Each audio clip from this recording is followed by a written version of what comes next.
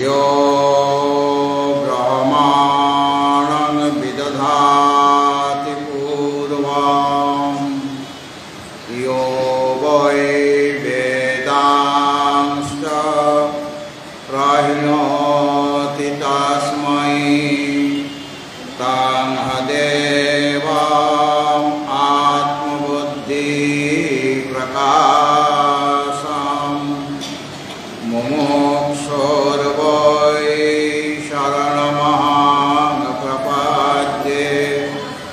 ॐ शान्ति शान्ति शान्तिः। ॐ नमो ब्राह्मणदेवाय गोब्राह्मणहिताय च जगद्धिताय कृष्णाय गोविन्दाय नमो नमः। शशाङ्खचक्रां सकिरीटकुण्डलं सपीतवस्त्रां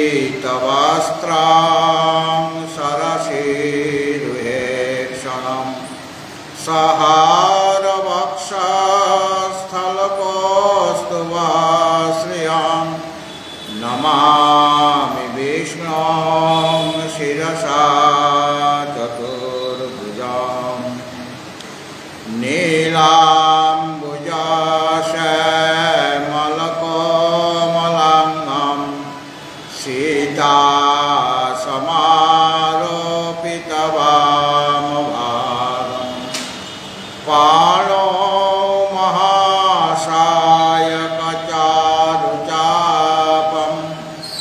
नमामि रामं रघुवंशनाथं विशुद्धज्ञानदेहाय त्रिवेदी दिव्यचक्षुषे श्रेयप्राप्तिनिमित्ताय नमः सोमार्धधारिणे सर्वमङ्गलमङ्गल्ये शिवे सर्वार्थसाधिके शरण्ये त्र्यम्बके गौरी नारायणी नमस्तुते। सदाशिवसमारम्भां शङ्कराचार्यमध्यमाम् अस्मदाचार्यपर्यन्तां वन्दे गुरुपरम्परां वन्दे गुरुपरम्परां। श्रुतिस्मृतिपुराणानाम् आलयं करुणालयं नमामि भगवत्पादं शङ्करं लोकशङ्करम्। भगवत भक्तजन एवं मातृस्वरूपिणी আমার জননীগণ, সায়ংকালীন সত্রে আমাদের আলোচ্য বিষয় শ্রীমদ্ ভগবদ্ গীতার ত্রয়োদশ অধ্যায় ক্ষেত্র ক্ষেত্রজ্ঞ বিভাগ যোগ। গতকাল আমাদের আলোচ্য বিষয় ছিল 31 সংখ্যক শ্লোক, ওটা আজকে আবার ওই বিষয়ে আলোচনা করা হবে।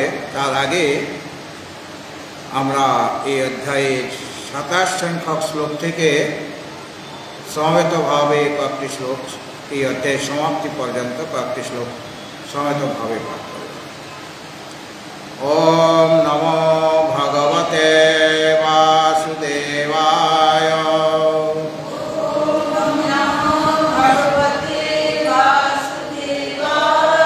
अथ श्रीमद्भगवद्गीता प्रारभ्यते।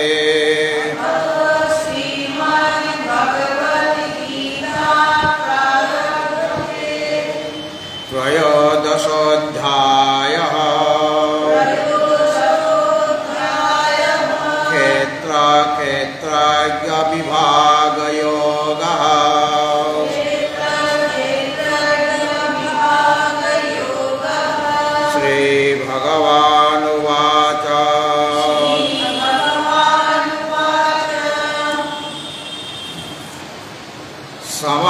सर्वेषु भूतेषु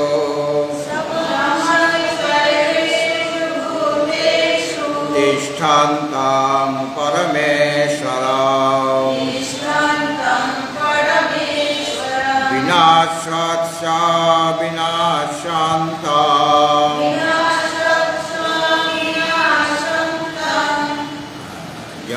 या पश्यति स पश्यति समं पश्यामि सर्वत्र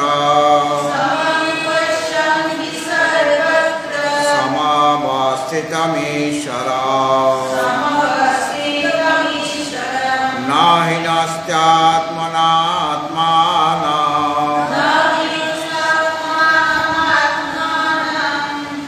সন্ধি বিচ্ছেদ মাঝখানে করা যাবে না। ততো ইয়াতি পরাঙ্গতে প্রকৃত্যৈব চ কর্মাণি ক্রিয়মাণানি সর্বশঃ য় পশ্যতি তথাত্মানম অকর্তারং স পশ্যতি यदा भूत पृथक् भावः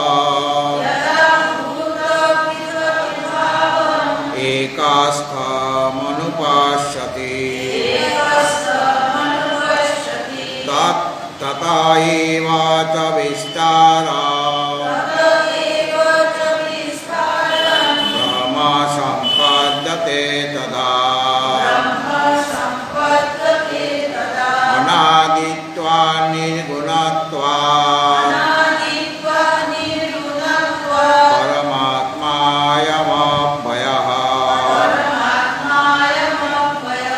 शरीरस्थोऽपि कौन्तेय न करोति न लिप्यते यथा सर्वगतं सूक्ष्मात् आकाशं नोपलिप्यते सर्वत्रावस्थितो देहे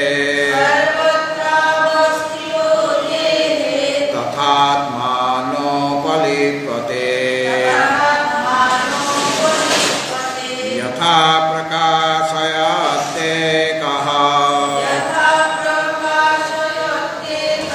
कृष्णं लोकमिमं रविः क्षेत्रं क्षेत्री तथा कृष्णं प्रकाशयति भारत क्षेत्र क्षेत्रज्ञयोरेव अन्तरं ज्ञानचक्षुषा भूत प्रकृति मोक्षं च ये विदुर्यान्ति ते पराम् भूत प्रकृति मोक्षं च ये विदुर्यान्ति ते पराम्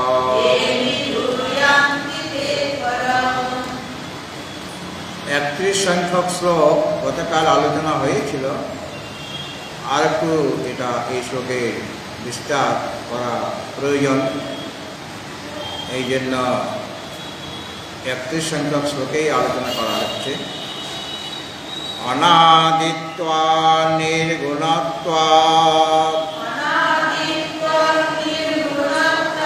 পরমাত্মায়মব্যয়ঃ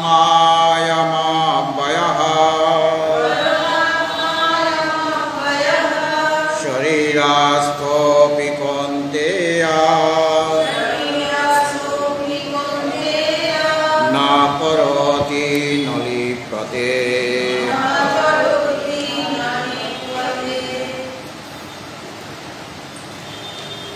ভগবত ভক্তজন, আমরা আগেও শুনেছি যে এই যে ত্রয়োদশ অধ্যায়, এটা সমস্ত বেদের সার এবং শ্রীমদ্ ভগবদ গীতার প্রতিপাদ্য বিষয়। সুতরাং এই অধ্যায়ে বেদান্তের যা কিছু জ্ঞাতব্য সব এখানে বর্ণনা করা হয়েছে। যে জ্ঞান লাভ করলে যৎ জ্ঞাত্বা অমৃতম স্মৃতি, যাকে লাভ করলে অমৃত লাভ করা যায়, যাকে জানলে সেই অমৃতের সন্ধান এখানে পাওয়া যায় এই ত্রয়োদশ অধ্যায়ে। এবং সেই জ্ঞান অর্থাৎ নিজ স্বরূপের জ্ঞান কিভাবে লাভ হবে, সাধন কি, সেই সাধনের কথাও এখানে বলেছেন, আলোচনা করা হয়েছে। এবং কিভাবে আমরা এই সংসারে আবদ্ধ হয়ে আছি সেটাও ভগবান বলেছেন শ্রীকৃষ্ণজি। এবং সেখান থেকে কিভাবে আমাদের উদ্ধার হবে, সংসার সাগরে আমরা নিমজ্জিত হয়ে আছি। ভগবান দ্বাদশে বলেছেন, তেষামহং সমুদ্ধার্তা মৃত্যু সংসার সাগরাৎ ভবামি ন চিরাৎ পার্থ ময়্যা বেশিত চেতসা। তেষামহং সমুদ্ধার্তা, সংসার মৃত্যু সংসার সাগর, যারা মৃত্যুযুক্ত এই সংসার সাগরে পড়ে রয়েছেন, নিমজ্জিত হয়ে আছেন। সংসারটা কেমন না মৃত্যুযুক্ত। মৃত্যুযুক্ত মানে জন্ম, জায়তে, অস্তি, বর্ধতি, বিপরিণমতি, অপক্ষীয়তে, বিনশ্যতি, সব বিকার আছে।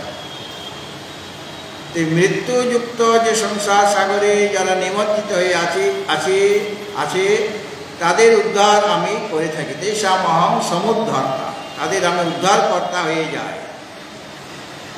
ভবামি ন চিরাৎ পার্থ, মানে দেরি হবে না, অতি শীঘ্রই তাদের এই ভবসাগর থেকে উদ্ধার করব। একটাই কন্ডিশন ছিল, ময়্যা বেশিত চেতসা, যার চিত্ত আমাতে নিবিষ্ট হয়ে আছে, অন্য কোনো বিষয়ের দিকে ধাবিত হয় না, সংসারের দিকে ধাবিত হয় না, কেবল আমার এই মনের দ্বারা চিন্তন করে, শ্রবণ করে, কীর্তন করে, স্মরণ করে, অর্চনা করে, বন্দনা করে,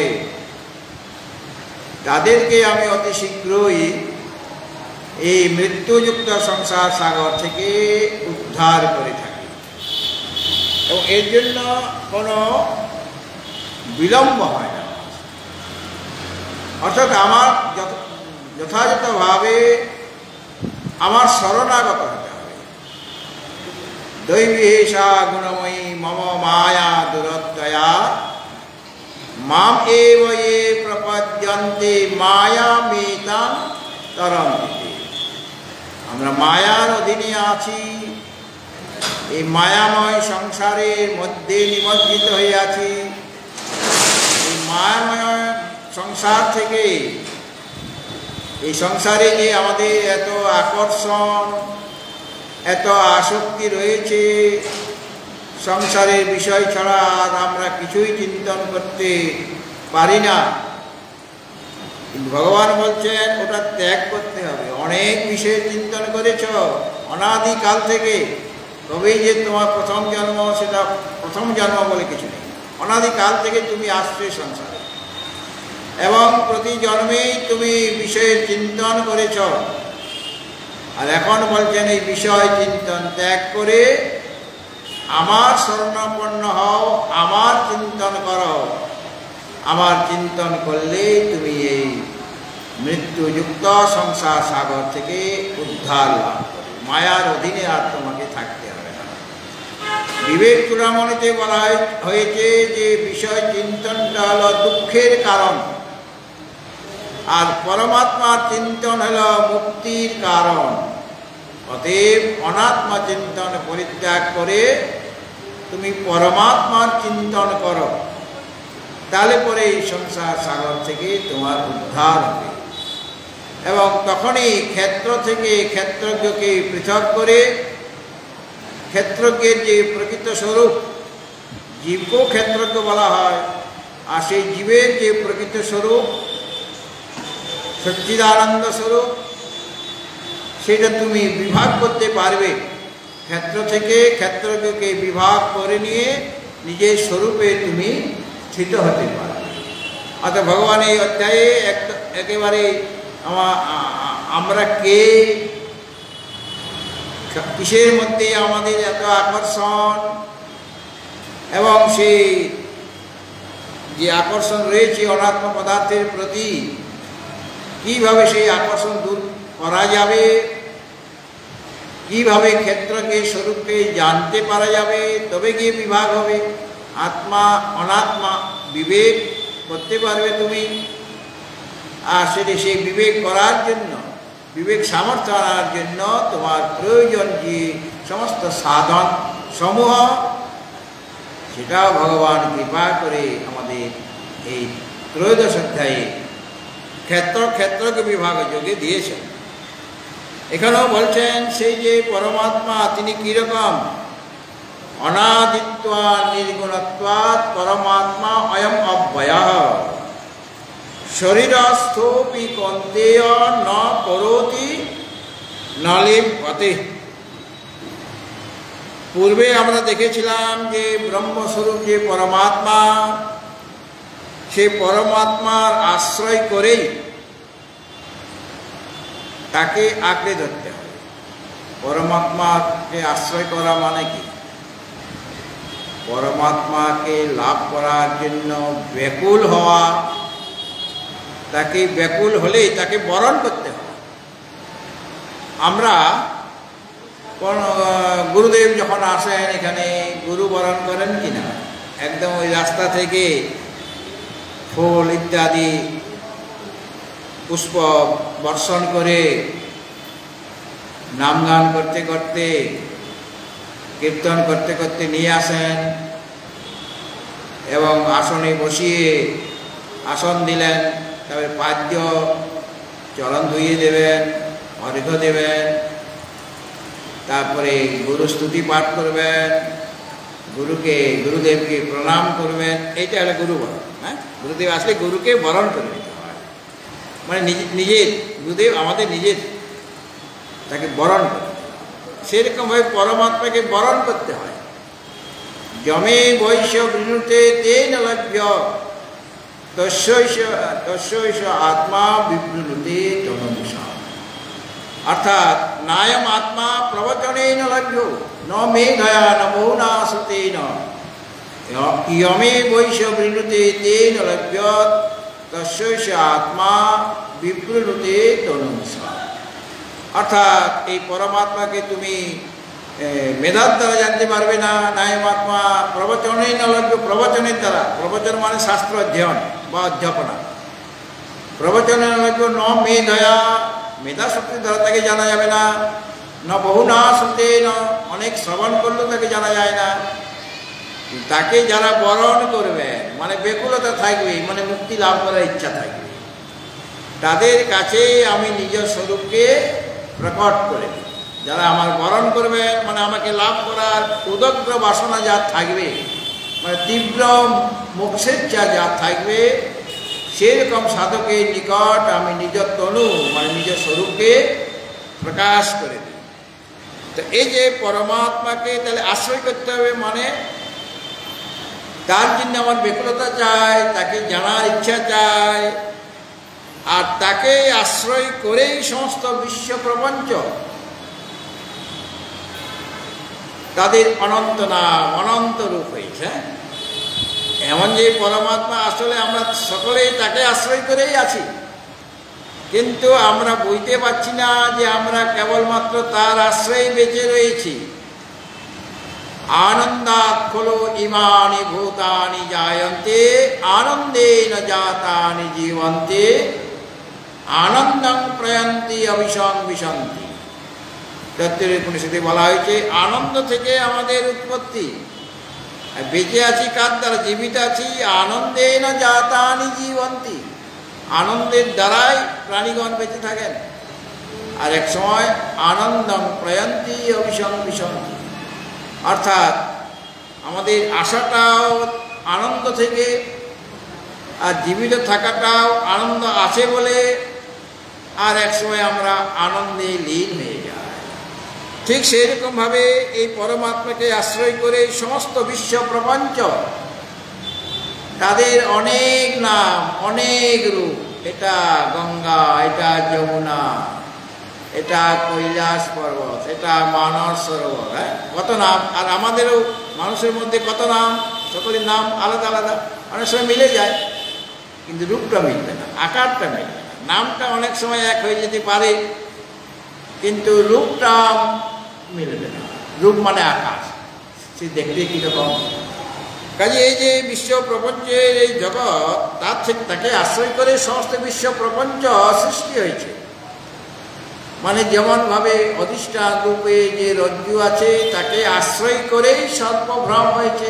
সর্পের যে সত্তা, সেটা কাকে আশ্রয় করে রয়েছে? অধিষ্ঠান স্বরূপ রজ্জুকেই আশ্রয় করে রয়েছে। সেরকম এই যে জগৎ প্রপঞ্চ কাকে আশ্রয় করে সে প্রকাশিত হচ্ছে, তার এত এত নাম রূপ, ওই পরমাত্মা, তিনি অধিষ্ঠান রূপে বর্তমান আছেন। অধিষ্ঠান মানেই আশ্রয়। এই পরমাত্মাকে আশ্রয় করে সমস্ত বিশ্ব প্রপঞ্চ নানা রূপে নানা নামে তাদের আমরা দেখতে পাচ্ছি। এবং শেষ পর্যন্ত সমস্ত ভিন্ন ভিন্ন যে বস্তু, অনেক বস্তু রয়েছে, অনেক পদার্থ রয়েছে, স্থাবর জঙ্গমাত্মক অনেক ভিন্ন ভিন্ন পদার্থ রয়েছে। মানুষের মধ্যেও একজনের আকার থেকে আরেকজনের আকার ভিন্ন, নামগুলি প্রায় ভিন্ন হয়ে থাকে, মাঝে মাঝে সদৃশ হয়ে যায়।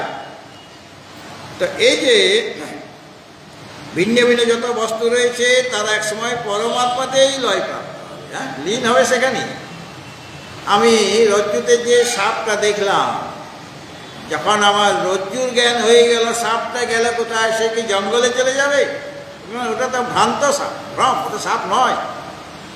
সাপটা রজ্জুতে বিলীন হয়ে গেল। সুক্তিতে আমি রজত দেখছি, সুক্তি মানে ঝিনুক, রজত মানে রূপা। তো দূর থেকে সুক্তিতে, সুক্তির যে ভিতরের অংশটা সেটা সাদা, আর সূর্যের কিরণ পড়লে সেটা আরও ঝকঝক করে, মনে হয় যেন রূপা পড়ে আছে, রজত পড়ে আছে। কিন্তু যখন সামনে গেলাম, তখন দূর থেকে ঝিনুকের জ্ঞান আমার হয়নি, সেখানে রজতের ভ্রম আমার হয়ে গেছে। কিন্তু যখন সামনে গেলাম, তখন ঝিনুককে ঝিনুক বলে বুঝতে পারলাম। তাহলে এই যে এত দূর থেকে আমি যে রজত দেখছিলাম, সেই রজত গেল কোথায়? রজত আমার দরকার ছিল, ওই রজতটা ঝিনুকের মধ্যে লয় হয়ে গেছে। সেরকমভাবে এই যে জগৎ প্রপঞ্চ সব পরমাত্মাতে লয় প্রাপ্ত হবে। যেখান থেকে এসেছে, নদী তুমি কোথা থেকে এসেছ? জগদীশচন্দ্র বসু জিজ্ঞাসা করছে নদীকে, যে নদী তুমি কোথা থেকে এসেছ? মানে সে কলকল কলকল করে বয়ে যাচ্ছে। আর জগদীশচন্দ্র বসু বলছেন যে তুমি একটু দাঁড়াও, তোমার সাথে কিছু কথাবার্তা আছে। বলে আমার বেশি সময় নেই, আমার কাজ আছে। বলে একটা কথা শুনে যাও, একটা কথা। বলে কি কথা? বলে তুমি কোথা থেকে এসেছ আর কোথায় যাবে? বলে মানে কোথা থেকে আসছে? যেখান থেকে আমি এসেছি সেখান থেকে সেখানেই আমি ফিরে যাব। সেখানে ফিরে যাওয়ার জন্য আমার আর সময় নেই, কলকল কলকল করে বয়ে যাচ্ছি, কেননা আমাকে সমুদ্রে ফিরে যেতে হবে। সমুদ্র থেকে আমার উৎপত্তি, আর সমুদ্রের মধ্যেই আমি বিলীন হয়ে যাব। ঠিক সেরকমই জগৎ প্রপঞ্চ যেখান থেকে এসেছে, সে আনন্দস্বরূপ পরমাত্মা থেকে, আর এক সময় সেই আনন্দস্বরূপ পরমাত্মাতেই বিলীন হবে। আমরা প্রতিদিনই এই সুষুপ্তি অবস্থায় পরমাত্মার মধ্যে লয় প্রাপ্ত, সেখানে কোনো বিষয় নেই। এত যে বিষয় আমরা সংগ্রহ করেছি, অর্জন করেছি, আমরা মনে করি বিষয় থেকেই সুখ পাওয়া যায়, কিন্তু গভীর ঘুমে একটা বিরাট আনন্দ আছে যেখানে দুঃখ নাই। সংসার থেকে বিষয় থেকে সুখ পায় ঠিকই, কিন্তু সাথে সাথে দুঃখ মিশ্রিত থাকে। কিন্তু গভীর নিদ্রায় আমার যে আনন্দটা হচ্ছে সেখানে কোনো বিষয় নাই, সব আমি তো একদম গভীর ঘুমে অচেতন, আমার মনটাও ঘুমিয়ে পড়েছে, মনও অজ্ঞানে লীন হয়ে গেছে। এখন বিষয় নাই, এত টাকা পয়সা ধন দৌলত কিছুই নাই, এমনকি আমার শরীরটাও নাই, শরীরের প্রতি ভান নেই। জাগ্রত অবস্থায় আমার শরীরের প্রতি অভিমান ছিল, এখন সেই অভিমানটা দূর হয়ে গেছে, নাই ওই সময়, কিছুক্ষণের জন্য নাই। আর ইন্দ্রিয়ের প্রতি যে অভিমান, অহং অহং যে বুদ্ধি, সেটাও নাই। এই বিষয়গুলি আমার সেই মম বুদ্ধিও নাই, মমতাও নাই, কিন্তু বিরাট একটা আনন্দ সেখানে অনুভব করছেন। তার আত্মজ্ঞান হয়ে যায়নি, কিন্তু সেই পরমাত্মার মধ্যে লয় প্রাপ্ত হয়েছেন, কিন্তু একটা চাদর গায়ে দিয়ে, অজ্ঞান রূপ যে বস্ত্র মানে আবরণ রয়েছে, অজ্ঞানের আবরণ রয়েছে, কিন্তু লীন হয়ে আছেন সেই পরমাত্মাতে। যখন সেই নিদ্রা থেকে জেগে ওঠে, আর যদি তাকে জিজ্ঞাসা করা হয় যে রাতটা কেমন কাটলো, বলে খুব সুখপূর্বক ঘুমিয়েছিলাম, কিছুই জানতে পারিনি। সুখপূর্বক ঘুমিয়েছিলাম মানে খুব আনন্দ হয়েছে, কারণ আজকে আমার শরীরটা মন সব তাজা তাজা লাগছে, অনেকক্ষণ ধরে আমি সুস্থ অবস্থায় ছিলাম, কাজে খুব আনন্দে রাত্রি কেটে গিয়েছে। আর কিছুই জানতে পারিনি মানে অজ্ঞান ছিল, অজ্ঞান ছিল বলে আমি বলছি আমি কিছুই জানতে পারিনি, আনন্দপূর্বক ঘুমিয়েছিলাম। তাহলে আনন্দ ছিল, তো আনন্দ বিষয় তো সেখানে নেই, আনন্দ পেলে কোথায়? বলে ওটা বিষয় নিরপেক্ষ, এটা পরমাত্মার যে আনন্দ, পরমাত্মা আনন্দ স্বরূপ যে পরমাত্মা, সেই আনন্দ আমি অনুভব করেছি। আর যদি সারা রাত্রি ঘুম না হয়, স্বপ্ন দেখছেন কিন্তু গভীর ঘুম হচ্ছে না, তাহলে পরদিনে কি হয়? বা আপনার সারা রাত্রি বিনিদ্র রজনী কাটালেন, বিনিদ্র রজনী মানে ঘুম আসেনি, তাহলে শরীরটা খারাপ লাগবে, মন খারাপ লাগবে, মেজাজ খারাপ হয়ে যাবে। কেউ কিছু বললে আমি এখন চা পাইনি, চা বানিয়ে খাওয়া আমার দ্বারা হবে না, কারণ মেজাজ নাই। কেন নাই? আনন্দ লাভ করেনি। আমরা প্রত্যেকেই কিছুক্ষণের জন্য হলো সে গভীর ঘুমে অচেতন হয়ে যায়, এই জন্য আমাদের শরীরটা তরতাজা হয়ে যায়। আর যে বেশিক্ষণ ধরে সেখানে থাকবে, তার শরীর মন প্রাণ সব তরতাজা হয়ে যাবে। এই জন্য আমাদের নিদ্রার প্রয়োজন আছে। প্রতিদিনই আমরা সেই ব্রহ্মে লীন হয়ে যাচ্ছি। আর যারা সমাহিত হয়ে যান, সমাধিস্থ হয়ে যান, তাদের সামনেও তখন কোনো বিষয় নেই, তারা জাগ্রত অবস্থায় আছেন, ঘুমিয়ে যাননি, তারা জাগ্রত অবস্থায় রয়েছেন। শরীরে তার অভিমান নেই, কেন আত্মচিন্তনে মগ্ন হয়ে গিয়েছেন। তার সামনে কোনো বিষয় নেই, বিষয়ের দিকে তার খেয়াল নেই, তথাপি তার বিরাট একটা আনন্দ হচ্ছে। আর কি জানতে পারেনি এটা বলবেন, আমার সে ব্রহ্মা আকারে আকারিত চিত্তবৃত্তি হয়েছিল, ত্রিপুটি ছিল আমার, সবই করলো সমান, জ্ঞাতা জ্ঞান জ্ঞেয় সব ছিল। সেই জ্ঞেয় স্বরূপে আমি দেখতে দর্শন করছি, আমি জ্ঞাতা, জ্ঞানের দ্বারা তাকে জানছি। কাজেই সমাধিতে তার মনটা তো লীন হয়ে যায়নি অজ্ঞানে, সেই মনটা পরমাত্মার আকারে আকারিত হয়ে গিয়েছে, অজ্ঞান নেই সেখানে। তার আনন্দটা অনেক গুণ বেশি। যিনি সুষুপ্তি অবস্থায় যিনি আনন্দ অনুভব করছেন, তিনিও আনন্দ, সে একই আনন্দ, কিন্তু তার চেয়ে অধিক আনন্দ, যেহেতু সেখানে অজ্ঞান নেই। এই সমাহিত হয়ে গেলেও যারা সমাধিস্থ পুরুষ, তাদের ঘুমের বেশি প্রয়োজন নাই, কম ঘুমালেও তাদের চলবে, কেননা তারা তো সমাধি সুখ লাভ করছেন। শরীর এমনিতেই তরতাজা তার হয়ে যাচ্ছে, মন প্রাণ তরতাজা হয়ে যাচ্ছে। ঋষিকেশে একজন মহাত্মা ছিলেন, এখন তিনি নেই, ব্রহ্মলীন হয়েছেন।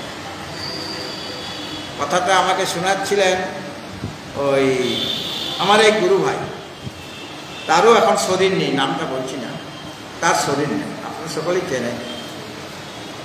তো তিনি শোনাচ্ছিলেন, তিনি তার সেবক ছিলেন, আর তার এক বন্ধু তিনিও সেবক ছিলেন। আর সেই সেবক তার বিছানাপত্র করে দিচ্ছেন, প্রতিদিনই করে দেন, আর উনিও তাকে সাহায্য করেন, আর মশারি টাঙিয়ে দেন, আর তিনি শুয়ে পড়লেন। কিন্তু ওই সেবক যে ছিলেন তিনি জানলাটা একটু খুলে রাখছেন, কি করে রাত্রিবেলা দেখতে। আর যখনই তিনি জানলা দিয়ে দেখছেন যে মহারাজ কি করছেন, এখন দেখেন বসে আছে, ওই বিছানার মধ্যে তিনি বসে আছেন,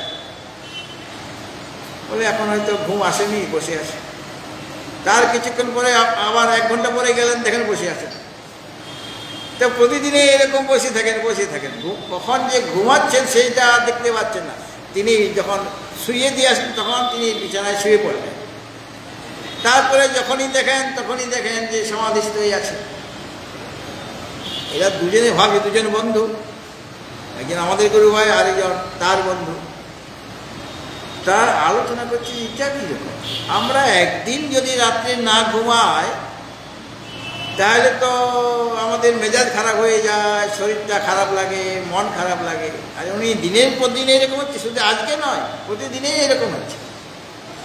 তো তার তো শরীর তো খারাপ হচ্ছে না।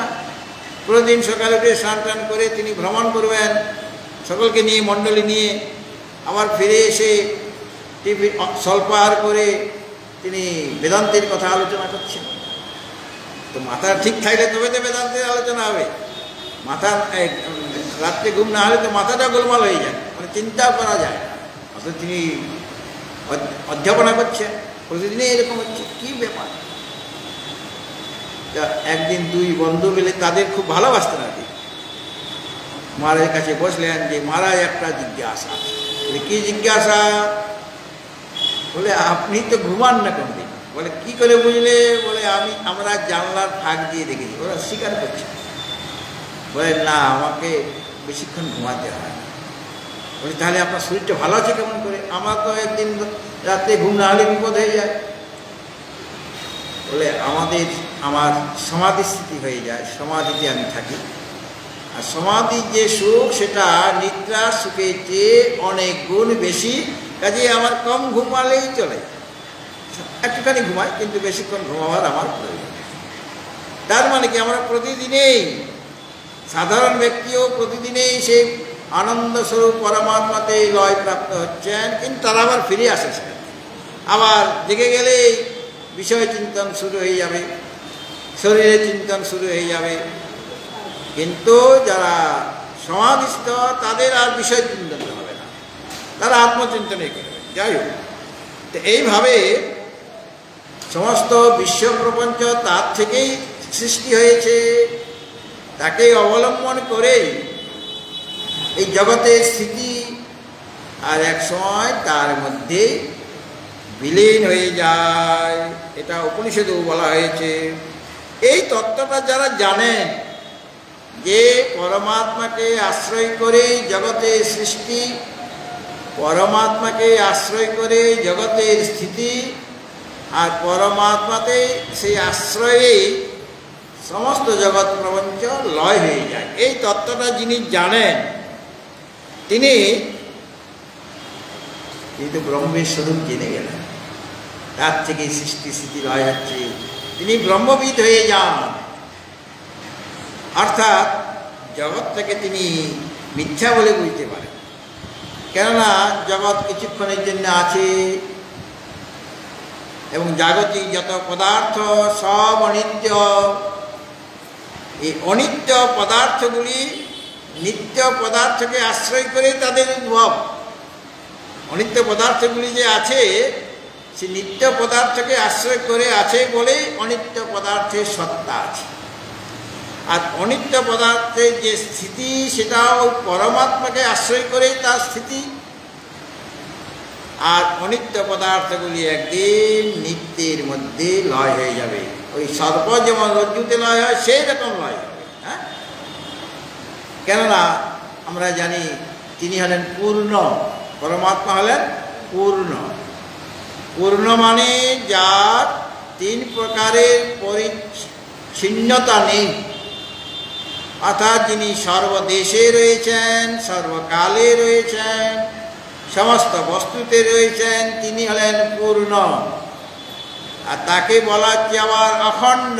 অখণ্ড মানে ত্রিবিধ ভেদ যার মধ্যে নেই, তার মধ্যে স্বগত ভেদ নেই, তার মধ্যে সজাতীয় ভেদ নেই, তার মধ্যে বিজাতীয় ভেদ নেই।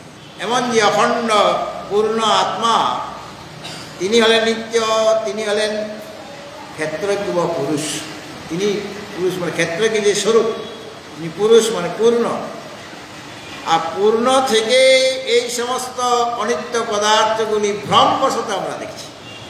আসলে যে সৃষ্টি হচ্ছে, স্থিতি হচ্ছে বা লয় হচ্ছে, এগুলো সব ভ্রম। আমার আত্মবিষয়ক জ্ঞান হয়নি বলে এইরকম মনে হচ্ছে, মানে জগৎ মিথ্যা, কল্পিত। ভগবানের পরমাত্মার কল্পনা শক্তি বা মায়া শক্তির দ্বারাই এই জগৎকে আমরা দেখতে পাচ্ছি। জগতে স্থিতি হচ্ছে, জগৎ লয় প্রাপ্ত হচ্ছে, মায়া বসত হচ্ছে। অর্থাৎ এগুলি সব মাইক বা কল্পিত। একমাত্র সত্য হলেন সেই পরমাত্মা। এই তত্ত্ব যিনি জানেন, তিনি ব্রহ্মস্বরূপেই হয়ে যান। ব্রহ্মবেদ ব্রহ্মৈব ভবতি। অর্থাৎ পরমানন্দ স্বরূপ, যিনি পরমানন্দ স্বরূপ যে মোক্ষপদ, সেই মোক্ষপদ তিনি লাভ করেন। অর্থাৎ তিনি মুক্ত হয়ে যান। মোক্ষপদ মানে আরো আমাদের মতো যেমন মুখ্যমন্ত্রীর পদ বা অমুক মন্ত্রীর পদ বা প্রধানমন্ত্রীর পদ, সেরকম পদ নয়। পদ মানে যাকে লাভ করতে হবে, সেটা হলো পদ।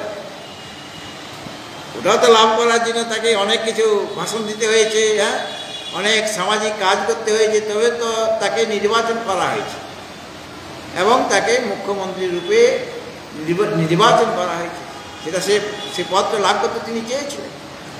আর সাধক কি পদ লাভ করতে চায়? যে পদ লাভ করলে সেখান থেকে আর ফিরে আসতে হবে না, হ্যাঁ, সেই পদ হলো ভগবানের পরম ধাম বা আত্মলোক, অথবা বলা যেতে পারে নিজের স্বরূপটা হলো সেই পদ। আমি বর্তমানে নিজের স্বরূপটি বুঝতে পারছি না, শরীরটাই আমি, ইন্দ্রিয় আমি ইত্যাদি মিথ্যা বস্তুতে আমার অহং অভিমান হয়ে গিয়েছে। আজ যখন শাস্ত্র আচার্যের কৃপায়, তাদের আচার্যের শ্রীমুখ থেকে যখন উপদেশ প্রাপ্ত হবে, সেই অনুসারে সাধক যখন চলবেন, সেইভাবে চিন্তা করবেন, তখন তিনি তার নিজের স্বরূপটি বুঝতে পারবেন। এই নিজের স্বরূপকে অনুভব করাটা হলো সেই পরম পদ লাভ করা। অর্থাৎ তিনি ব্রহ্মস্বরূপে হয়ে যান। ব্রহ্মবেদ ব্রহ্মৈব ভবতি। অর্থাৎ তিনি পরমানন্দ স্বরূপ যে মোক্ষ পদ, সেই পদ তিনি লাভ করেন। আর অন্যান্য যে ব্যবহারিক যে পদ রয়েছে, আজকে তোমার পদ আছে, কালকে তোমার পদ থাকবে না, এরকম হয়তো। এই পদ একবার পেলে 5 বছরের জন্য নয়, চিরকালের জন্য সেই পদ পেয়ে গেলে আর তোমাকে এই সংসারে এসে জন্ম মৃত্যু গ্রহণ করতে হবে না।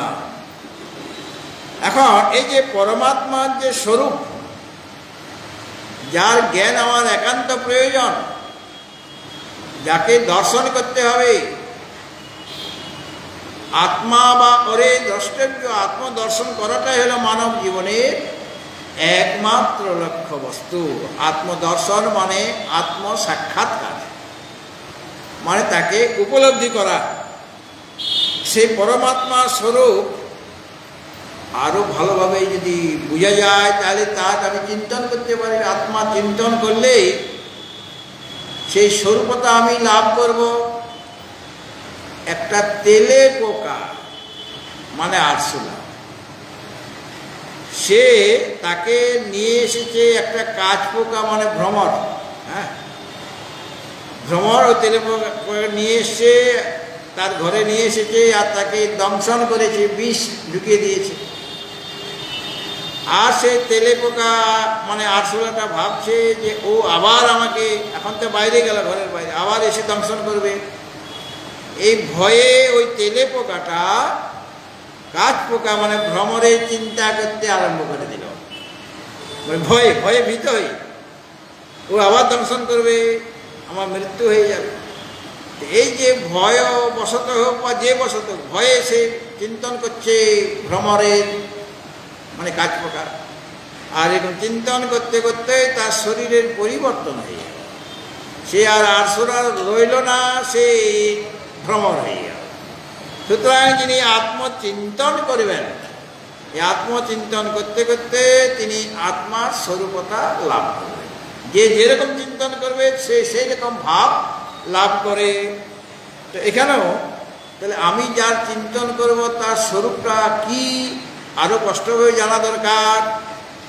এই জন্য ভগবান বলছেন, স্পষ্ট করার জন্য বলছেন, এই যে বিশ্ব প্রপঞ্চ সব বিনাশী পদার্থ, সব অনিত্য, কেননা তাদের আদি আছে, এবং আদি আছে মানে জন্ম আছে, আর জন্ম আছে মানে তার জন্ম থাকলে তার বিনাশ হবে, সব বিনাশশীল।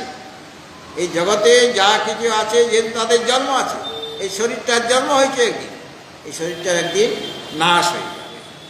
সুতরাং জগৎ হলো আদিমান, আদিমত মানে তার আদি আছে, মানে তার জন্ম আছে, আর জন্ম মানে উৎপত্তি আছে। আর যার জন্ম হয়, যার উৎপত্তি হয়, তার বিনাশ অবশ্যম্ভাবী। এই মোবাইলটা একদিন জন্ম হয়েছে মানে এটাকে বানানো হয়েছে, তো সারা জীবন চলবে আমার মোবাইল, 5 বছর পর পর পাল্টাতে হবে। সে তার আমাদের যেমন হাত পা ব্যথা করে চলতে পারি না, সেরকম মোবাইলের এখানে মাঝে মাঝে ওটা খারাপ হয়ে যাবে, সেটা খারাপ হয়ে যাবে, তারপরে একদম চুপ হয়ে যাবে। একবার আমার মোবাইলে একটু নোংরা লেগে গেছে, তো আমি ভাবছি এই নোংরাটা পরিষ্কার করা দরকার, কীভাবে করব। তখন একজনের ভক্তের বাড়িতে গেছি, সেখানে একজন বাসন মাজার মেয়ে আছে, সে বাসন মাজছে, বলে মহারাজ আপনার মোবাইলটা নোংরা হয়ে গেছে, দেন দেন দেন। ভালো করে ভিম পাউডার দিয়ে মেজে ঘষে জলে ডুবিয়ে একদম ওই ক্রস বাইট দিয়ে একদম সাফ করে দিচ্ছে। মন্ত্রী লাও, আর তার যে মালকিন বলছে মহারাজ দিবেন না ওটা শেষ হয়ে যাবে, তাহলে আর মোবাইলটা চলতে পারবে না, একদম মারা যাবে, ও আর মৃত্যু হয়ে যাবে। তো এইভাবেও মৃত্যু হয়, মানে যদি ঠিকভাবে তার মানে দেখাশোনা না করি, আর যদি দেখাশোনা করি তাও ধীরে ধীরে এই জিনিসটা নষ্ট হয়ে যাবে। অর্থাৎ যার উৎপত্তি আছে তার কাল তাকে গ্রাস করে, কাল সময় দ্বারা সে জীর্ণ হতে থাকবে, আর একদিন বিনাশপ্রাপ্ত হয়ে যাবে। কিন্তু এই যে আত্মা, তিনি অনাদিমত, অনাদিত্বাৎ নির্গুণত্বাৎ পরমাত্মা অয়মব্যয়, তিনি অনাদি, তার আদি নেই মানে তার কারণ নেই, মানে তার জন্ম নেই। জন্ম যদি না থাকে তাহলে তার বিনাশ হবে? তার বিনাশ কোনোদিন হবে না, সে অবিনাশী হয়ে যাবে। কারণ তিনি অনাদিত্ব, এই একটা হেতু দেখানো, যে অনাদি হওয়ার জন্য যেহেতু তার জন্ম নেই, অতএব তার মৃত্যু বা বিনাশ নেই। সুতরাং অন্যান্য যে ভাব বিকারগুলি রয়েছে, জায়তে পর অস্তিত্ব, বর্ধতে, বিপরিণামতে, অপক্ষীয়তে, বিনশ্যতে, এগুলোও নাই তার, মানে জন্মের আর অন্তে বিনাশ, তার মাঝখানে আরও 4টে ভাব বিকার আছে, সেগুলো পরমাত্মা থাকবে কি? যেহেতু তিনি অনাদি, তার কারণ নেই, তার জন্ম হয়নি, তার উৎপত্তি কোনোদিন হয়নি, কাজে তার বিনাশও কোনোদিন হবে না।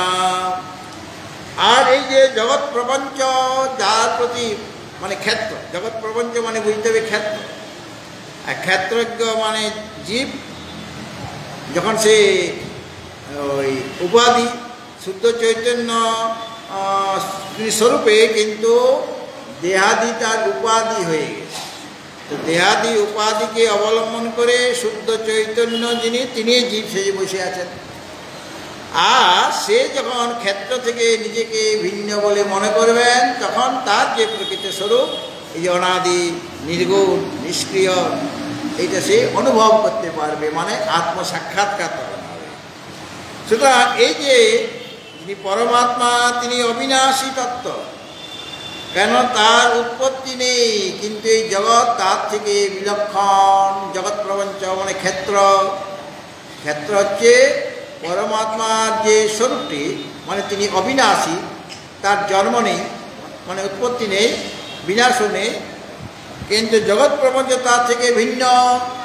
জগতের উৎপত্তি আছে, মানে জগৎ মানে জাগতিক যত পদার্থ, অনাদি মানে অনাদি রূপে সে সংসারও নিত্য, মানে সংসারের বস্তুগুলি সব নষ্ট হয়ে যাচ্ছে, কিন্তু নতুন নতুন বস্তু উৎপন্ন হচ্ছে। মনে হচ্ছে যে না একই সংসারে আমরা আছি, মানে সংসারও পাল্টে যাচ্ছে। তো প্রবাহ রূপে ওটা নিত্য সংসার, কিন্তু তার মধ্যে যে স্থাবর জঙ্গমাত্ম যত পদার্থ আছে সব পাল্টে পাল্টে যাচ্ছে, সব নষ্ট হয়ে যাচ্ছে। ভাগীরথী যে পথ দিয়ে যাচ্ছিল, এই যে হড়কাবান এসে যাচ্ছে, তারা তাদের পথকে পরিবর্তন করে দিচ্ছে। যেখানে জল ছিল সেখানে ভূমি হয়ে যাচ্ছে, মাটি হয়ে যাচ্ছে। এইভাবে যেখানে পাহাড় সেটা সমতল হয়ে যাচ্ছে, যেটা সমতল সেখানে পাহাড় উঠে যাচ্ছে। এইরকম ভাঙা গড়ার কাজ সবসময় চলছে, আর তিনিই ভাঙা গড়ার খেলাটা, লীলাটা তিনিই করছেন। সুতরাং এই জগৎ প্রপঞ্চ মানে ক্ষেত্র, এই পরমাত্মা থেকে, মানে ক্ষেত্রজ্ঞ স্বরূপী পরমাত্মা, যাকে পুরুষও বলা হয়েছে, তার থেকে ক্ষেত্র ভিন্ন, কারণ তার ধর্ম আলাদা। কেননা পরমাত্মা হলেন অনাদি, তিনি নির্গুণ, আর জগৎ হলো আদি, সেটা সগুণ। সগুণ মানে সত্য রজতম সমস্ত বস্তুর মধ্যে রয়েছে। কেন প্রকৃতি থেকেই এই সৃষ্টি হয়েছে, মানে প্রকৃতি বা মায়া সেই পরমাত্মাকে আশ্রয় করে ওই প্রকৃতি থেকেই জগতের উৎপত্তি হচ্ছে। সুতরাং প্রকৃতি নিজে অজ্ঞান, নিজে তার মধ্যে তিনটা গুণ আছে, সত্য রজত তম। সুতরাং তার থেকে যা কিছু উৎপন্ন হবে সব সত্য গুণ, রজ আর তমগুণ যুক্ত হয়ে যাবে। অর্থাৎ সত্য রজ তমগুণ সকলের মধ্যে রয়েছে। কেননা প্রকৃতির গুণ বা মায়ার যে গুণগুলি সত্য রজতম, সেইগুলি কার্যের মধ্যে সঞ্চারিত হয়ে যায়। তো এই যে জগৎ প্রপঞ্চ, তার উৎপত্তি আছে এবং সেটা সগুণ, মানে তার মধ্যে গুণ আছে, মানে সত্য রজতম গুণ আছে, কিন্তু পরমাত্মা নির্গুণ। তিনি কোন গুণের অধীন নন, তার মধ্যে সত্যগুণও নেই, রজগুণও নেই, তমগুণও নেই। তবে যে ব্রহ্মা বিষ্ণু মহেশ্বর এরা আছেন, ব্রহ্মাজি রজগুণকে অবলম্বন করে সৃষ্টি করেন, বিষ্ণু ভগবান সত্যগুণকে আশ্রয় করে পালন করেন, আর রুদ্র ভগবান তমগুণকে আশ্রয় করে সংহার করেন। তো তাদের এটা কাজ দেওয়া হয়েছে, পরমাত্মা নিজে এটা করছেন না, তিনি নির্বিকার আছেন, তার মধ্যে সত্যগুণও নেই, রজগুণও। তবে তিনি উপাধি গ্রহণ করেন, সগুণ ব্রহ্ম আছে। সগুণ ব্রহ্ম যখন গুণকে তিনি উপাধি রূপে স্বীকার করে নিয়েছেন, তখন তিনি সগুণ ব্রহ্ম হয়ে গেলেন। তখন তার নাম আছে, তখন তার রূপ আছে, বা অবতার যে শরীর, সেখানে তিনি ওই অবতার শরীর ধারণ করলেন, কিন্তু তখন গুণকে আশ্রয় করে করতে হয়েছে। গুণকে আশ্রয় করে ওই রূপটা তারা আসেন লীলা করার জন্য বা জগৎ কল্যাণের জন্য। যদা যদা এই ধর্মস্য গ্লানির্ভবতি ভারত অভ্যুত্থানম অধর্মস্য তদাত্মানং সৃজাম্যহম পরিত্রাণায় সাধূনাং বিনাশায় চ দুষ্কৃতাং ধর্ম সংস্থাপনার্থায় সম্ভবামি যুগে যুগে। তখন তার শরীর আছে, কিন্তু সেই শরীরটা সাধারণ জীবের মতো কর্মফল ভোগ করার জন্য নয়, কিন্তু সেই শরীর হল লীলা শরীর। তিনি এত কর্ম করছেন, পরিত্রাণায় সাধূনাং, কোনো কত কঠিন কাজ। সাধুদের রক্ষা করা মানে একজন সাধু না, সাধু মানে যারা ধর্ম আচরণ করে। কত ধার্মিক ব্যক্তি আছে এখানে সংসারে, সকলকে রক্ষা করা তার কাজ। আর পরিত্রাণায় সাধনা বিনাশায় যে দুষ্কৃতা, যত দুষ্কৃতিকারী আছে, মানে অসাধু কর্ম যারা করে, অশুভ কর্ম করে যারা, তারা হলেন দুষ্কৃতি, তাদের বিনাশ করতে হবে।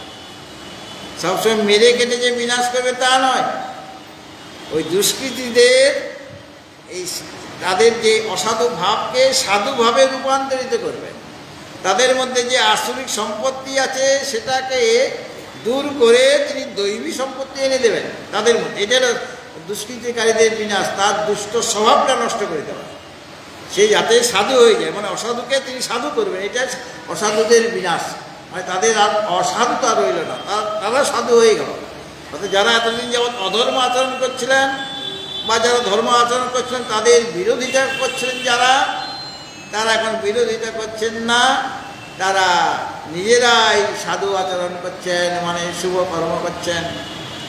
চৈতন্য লীলাতে দেখতে পাই যে নাম কীর্তন হচ্ছে আর জগাই মাথায় কত, এর মধ্যে কত লোক বিরোধ করেছে, কিন্তু বিরোধ করেছে বলে কি নাম কীর্তন করা ছেড়ে দিয়েছেন? প্রেম বিতরণ কি ছেড়ে দিয়েছিলেন? তারা ছাড়েননি।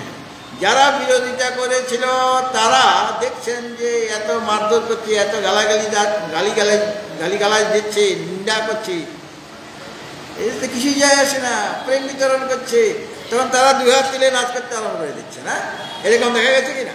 তাহলে দেখুন ওটা দুষ্কৃতিকারীর বিনাশ হয়ে গেল কিনা, জগাই মাথায় উদ্ধার হয়ে গেল। উদ্ধার মানে কি? তারা অসাধু ছিল, তারা সাধু হয়ে গেল, এটাও এক দৃষ্টিতে অসাধু বিনাশ, মানে তার অসাধু ভাবটা হয়ে গেল।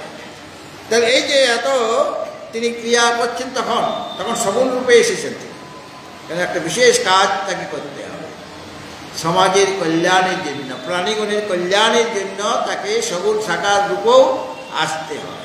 কেন সকলেই তো সেই নির্গুণ নিরাকার তত্ত্বের চিন্তন করতে পারবে না, ধ্যান করতে পারবে না, কেন সাধনারও স্তরভেদ আছে, এবং যারা সেই স্তর অবধি পৌঁছাতে পারেননি তাদের জন্য কি উপায়? তাদের জন্য তিনি সগুণ সাকার রূপে আবির্ভূত হলেন। আর সগুণ সাকারের যারা চিন্তন করবেন তারাই একদিন নির্গুণ নিরাকারের চিন্তনে মগ্ন হয়ে যাবেন, মানে সেই যোগ্যতা তখন তার এসে যাবে। সুতরাং সগুণ সাকারের উপাসনা করাও আমাদের দরকার। আমরা যে স্তরে আছি সেই স্তরে সগুণ সাকারের করবো আগে, তারপরে ধীরে ধীরে নির্গুণ নিরাকার তত্ত্বে আমরা পৌঁছাতে পারব। সুতরাং এই যে যিনি, যার আদি নেই, উৎপত্তি নেই, তিনি হলেন পরমাত্মা, আর যার উৎপত্তি আছে সেটা হলো ক্ষেত্র।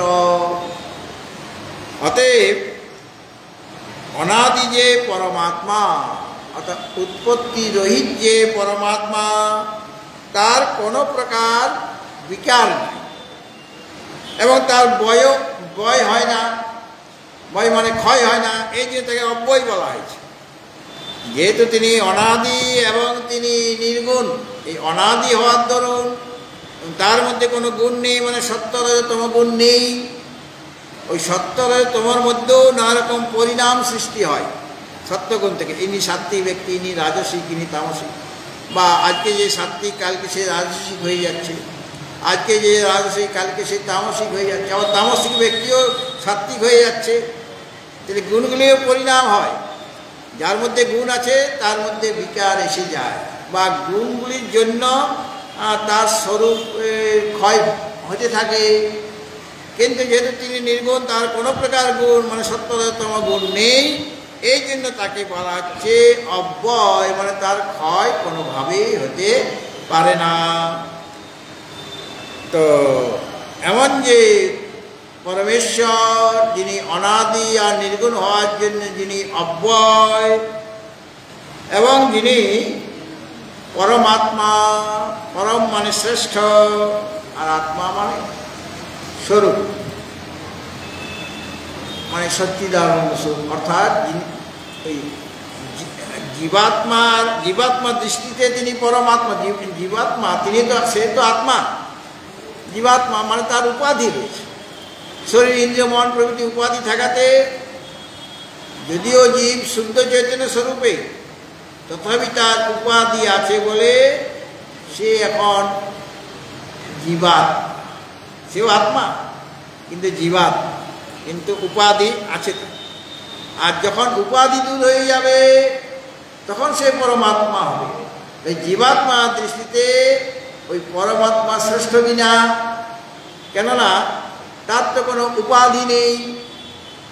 আর যাদের উপাধি আছে উপাধি মানে এই যেগুলি অনিত্য পদার্থকে আমি উপাধি করে নিয়েছি, মানে ওই শরীর উপহিত যে শুদ্ধ চৈতন্য সে হয়ে গেল জীব, বা চিদাভাসযুক্ত যে আত্মা জীব। তো চিদাভাস, চিতের আভাস পড়েছে, স্বচ্ছ বুদ্ধিতে চিৎস্বরূপ যে পরমাত্মা চৈতন্য তার আভাস এই শুদ্ধ বুদ্ধিতে পড়ে বলে, মানে বুদ্ধি স্বচ্ছ বলে ওই চিদাভাসযুক্ত তিনি হয়ে আছেন, মানে প্রকৃত চিৎকে এখনো বুঝতে পারেননি। সুতরাং সেই জীব তার এখনো উপাধি আছে বলে তিনি জীবাত্মা, অথচ তার প্রকৃত স্বরূপ পরমাত্মায়, কিন্তু জীবাত্মার দৃষ্টিতে পরমাত্মা শ্রেষ্ঠ, মানে তার কোনো উপাধি নেই, তার কোনো গুণ নেই, তার কোনো জন্ম নেই, মানে উৎপত্তি নেই, এই কারণে তিনি পরমাত্মা। এবং শরীরস্থপি ন করতি ন লিপ্যতে, শরীরস্থপি কন্তেয় ন করতি ন লিপ্যতে, সেই পরমাত্মা কিন্তু এই শরীরে স্থিত হয়ে আছেন, কেননা তিনি তো সর্বব্যাপক, তিনি সর্বব্যাপক, কাজেই প্রত্যেকের শরীরেই তিনি রয়েছেন। তাহলে শরীরের দ্বারা কত রকমের কর্ম হয়, মানে শারীরিক কর্ম, আর শরীরের মধ্যে বাগিন্দ্রিয় আছে, অন্যান্য ইন্দ্রিয়গুলি আছে, সেই বাণীর দ্বারা কর্ম, বা মন আছে, মনের দ্বারা কর্ম, তাহলে এইগুলি তো জীব করছে। আর সেই শরীরেই কিন্তু আছেন পরমাত্মা, একই শরীরে জীবাত্মা আছেন, পরমাত্মা আছেন। জীবাত্মা তো নানা রকম কর্ম করছে, শুভ কর্ম করছে, অশুভ কর্ম করছে। তাহলে সেই শুভ আর অশুভ, যেহেতু ওই শরীরেই তিনি আছেন, এই শরীরকৃত যে কর্মগুলি তিনিই করছেন, যদি সেই শরীর তিনি অবস্থান করছেন, এবং শরীরকৃত যে কর্মের ফল সেটাও তাকে ভোগ করতে হবে, এটাই নিয়ম। বলেন না, শরীরের মধ্যে স্থিত হয়ে থাকলেও তিনি ন করতি, কোনো কর্ম তিনি করছেন না, আর শরীরকৃত যে দোষ বা গুণ, যেমন যেমন কর্ম করবে সেরকম সেরকম ফল তার লাভ হবে। সুতরাং তার মধ্যে দোষও আছে, কিছু গুণও আছে, সেই দোষ বা গুণের দ্বারা এই পরমাত্মা যিনি শরীরে স্থিত হয়ে আছেন, সকল শরীরেই তিনি স্থিত হয়ে আছেন। স্থিত হয়ে থাকলেও তিনি কিছুই করছেন না। কে করছে? আসলে প্রকৃতির দ্বারা সমস্ত কর্ম হচ্ছে। আগেই বলা হয়েছিল, প্রকৃত্যৈব চ কর্মাণি ক্রিয়মাণানি সর্বশঃ ইয় পশ্যতি তথাত্মানম অকর্তারং স পশ্যতি। আত্মা হলেন অকর্তা। কাজ হচ্ছে কাদের দ্বারা? প্রকৃতির দ্বারা হচ্ছে। আর শরীর, ইন্দ্রিয়, মন, বুদ্ধি, যে পঞ্চায়েত আছে আমাদের, অধিষ্ঠানং তথা কর্তা করণঞ্চ পৃথক বিধম বিবিধাশ্চ পৃথক চেষ্টা দৈবঞ্জয় মাত্র পঞ্চমম। ওটা তো প্রকৃতিরই কাজ, প্রকৃতি থেকেই উৎপন্ন হয়েছে। এই পাঁচজন মিলে কাজ করছে, আত্মা কিছুই করছেন না। তিনি সন্নিধানে আছেন, মাত্র আশ্রয় রূপে রয়েছেন, এবং তার প্রকৃতির যে কার্যগুলি তাতে আরোপিত করে অজ্ঞজীব বলে যে আত্মা কর্তা, আত্মা ভোক্তা, তিনি কর্মফলে লিপ্ত হয়ে যাবেন। আসলে তার কোনো প্রকার প্রকৃতির তাকে আশ্রয় করে রয়েছে, কিন্তু প্রকৃতির কার্যে তার কোনো অভিমান নাই। কারণ তিনি জানেন সব মিথ্যা, আমাকে আশ্রয় করে মিথ্যা বস্তুগুলি দেখা যাচ্ছে, সব মায়া কল্পিত, মানে সব মিথ্যা বস্তু। কাজে তিনি প্রকৃতির কার্যটাকে নিজের কাজ বলে চালিয়ে দেন না। আমরা প্রকৃতির কাজকে নিজের কাজ বলে চালিয়ে দিই। আমি তো আসলে কর্মটা করিনি, আমার শরীর করেছে, ইন্দ্রিয় করেছে, মন করেছে, বুদ্ধি করেছে, অধিষ্ঠাত্রী দেবতা করেছেন, আমি তো কিছু করিনি। তথাপি আমরা বলি এই কাজটা আমি করলাম, তাহলে তখন তোমাকে ভোক্তাও হতে হবে, ওই কর্মের ফল তোমাকে ভোগ করতে হবে। তাহলে ভগবানকে কর্ম করতে হয়, কর্ম করেন না তিনি, আমরা আরোপিত করে বলি তিনি করছেন, কিন্তু তিনি কোনো কর্মও করেন না, আর কোনো কর্মফলে তিনি লিপ্ত হয়ে যান না। ভগবত ভক্তজন, এই শ্লোকে বলার অনেক কিছু আছে, কাজে একদিনে এটা সমাপ্ত হবে না। যোগবাশিষ্ঠ রামায়ণে কি বলা হয়েছে, অধ্যাত্ম রামায়ণে কি বলা হয়েছে, ভাগবতে এই বিষয়ে কি বলা হয়েছে, এইগুলি বলা বিশেষ প্রয়োজন বলে মনে করি। কারণ এই কথাগুলি আমরা দেখতে পাব যে অধ্যাত্ম রামায়ণে বলা হয়েছে, সেই শ্লোক নিয়ে আপনাদের বলবো। আবার ভাগবতে বলা হয়েছে, আবার যোগ বাসিষ্ঠ যে রামায়ণ অনেক আছে। আমরা বাল্মীকি রামায়ণের কথা জানি, বা বাংলাদেশে ওই কৃত্তিবাস ওঝা, বাংলায় লিখেছেন কৃত্তিবাস ওঝা, আর মহাভারত রচনা করেছেন বাংলায় পদ্য আকারে কাশীরাম দাস, আর হিন্দিতে করেছেন তুলসীদাসী রামায়ণ। আমাদের বাংলায় কৃত্তিবাস ওঝা করেছেন হয়তো রামায়ণ, কৃত্তিবাস ওঝার রামায়ণ। আর মহাভারত কাশীরাম দাসের মহাভারত হয়তো পড়ে থাকবেন। এরকমভাবে মানে এটা মানে লোকাল ভাষাই হয়েছে, হিন্দিতে আছে, বাংলায় আছে, অন্যান্য ভাষাতেও হয়েছে। আর সংস্কৃতে বাল্মীকি মুনি তিনি রামায়ণ রচনা করলেন, প্রসিদ্ধ রামায়ণ। ব্যাসদেব লিখলেন অধ্যাত্ম রামায়ণ। আর যোগ বাসিষ্ঠ তিনি লিখলেন যোগ বাসিষ্ঠ রামায়ণ, রামকে উপদেশ দিয়েছেন। বশিষ্ঠদেব তিনি ভগবান রামচন্দ্রের গুরুদেব, কারণ তিনি ত্রেতা যুগের জগৎগুরু হলেন বশিষ্ঠ। আর ব্যাসদেব তিনি দ্বাপর যুগের জগৎগুরু, আর সত্যযুগে ব্রহ্মাজি জগৎগুরু, তৃতীয় বিশ্বগুরুর ব্রহ্মা। আর কলিযুগে আচার্য শঙ্কর আমরা মনে করি, আচার্য শঙ্কর তিনি নিজেই বলেছেন কলৌ অত্র ভবামি অহম, কলিযুগে আমি হচ্ছি জগৎগুরু, মানে আচার্য শঙ্কর। তারা কি বলেছেন এই বিষয়ে, এইগুলি নিয়ে আমরা আবার আগামীকাল আরেকটা দিন নেব আর কি। আজকে 2 দিন হলো, আর একটা দিন নিলে এটা কমপ্লিট হয়ে যাবে, সম্পূর্ণ হবে।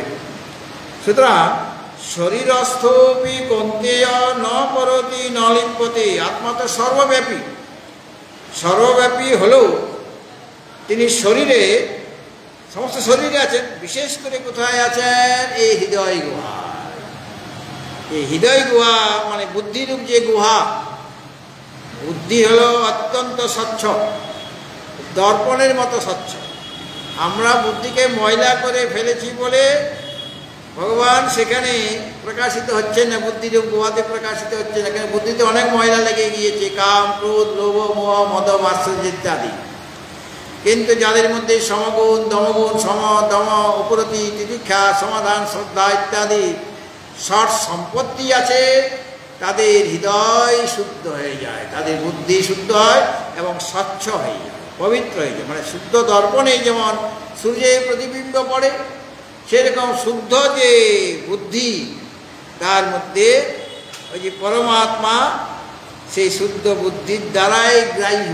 বুদ্ধি গ্রাহ্য মতীন্দ্রিয়ম, বুদ্ধির গ্রাহ্য মানে এরকম নির্মল বুদ্ধির দ্বারা তাকে গ্রহণ করা যায়। মানে এই শুদ্ধ বুদ্ধি অনাত্ম যত পদার্থ রয়েছে সেইগুলিকে নিষেধ করে, নিবৃত্ত করে, এগুলি আত্মা নয়, এগুলি আত্মা নয়, এটা কে করবে? শুদ্ধ বুদ্ধি করবে, যিনি আমাদের হৃদয় গুহাতে রয়েছেন। যে হৃদয় গুহা মানে ওটাই হলো সেই শুদ্ধ বুদ্ধি, ওখানেই আছে। আর সেটা কি করবে? শুদ্ধ বুদ্ধি বা একাগ্র বুদ্ধি, সেই যত অনাত্ম পদার্থ আছে সেগুলোকে নিরাকরণ করবে। নিরাকরণ করার পর যেটা অবশিষ্ট রইল সেটাই জ্যোতিস্বরূপ, স্বয়ংপ্রকাশ স্বরূপ পরমাত্মা। এই পরমাত্মাকে তিনি প্রকাশ করছেন না বুদ্ধি, কেননা অবাক মনস গোচরম বলা হয়েছে শাস্ত্রে, উপনিষদে। বাক্যের অতীত, মনের অতীত, বুদ্ধিটা তো অন্তঃকরণেই। বুদ্ধির দ্বারা গ্রাহ্য হবে কেমন করে? বলে বুদ্ধির দ্বারা সাক্ষাৎভাবে তিনি গ্রহণযোগ্য নন, কিন্তু যত অনাত্ম পদার্থ আছে সেগুলিকে তার বাদ দেওয়া কাজ। আর বাদ দিলেই তো তিনি তো স্বয়ংপ্রকাশ আপনা আপনি আমাদের কাছে বিকশিত হয়ে যাবেন, প্রকটিত হয়ে যাবেন। এইভাবে তিনি হলেন বুদ্ধিগ্রাহ্যম, মানে হৃদয়ে গুহাতে যে